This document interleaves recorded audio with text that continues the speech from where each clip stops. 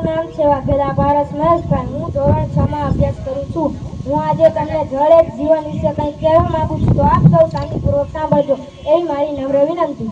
જળ એ જ જીવન છે. જીવવા માટે હવા, પાણી અને ખોરાકની જરૂર પડે છે. તેમ પાણી વિના જીવી શકાય નહીં. આપણે પાણીનો ઉપયોગ પીવા માટે, નાહવા માટે, કપડાં ધોવા માટે, વાસણ ધોવા માટે, રસોઈ બનાવવા માટે અને ઘરની સાફ સફાઈ કરવા માટે ઉપયોગ કરીએ છીએ. વનસ્પતિને પણ પાણીની જરૂર પડે છે. પાણી વિના ફૂલ છોડ પણ ઉગતા નથી. પાણી વિના પશુ પંખીઓ પણ જીવી શકતા નથી. આમ જળ એ જ જીવન છે. પાણી માટે આપણે વરસાદ પર આધાર રાખવો પડે છે.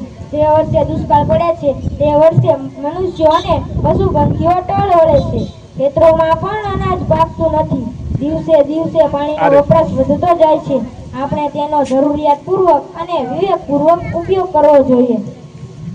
એને એટલે જ પાણી જીવનનું અમૃત છે. એને એટલે જ કહેવાય છે કે જળ એ જ જીવન. અસ્તુ ભારત માતા કી જય.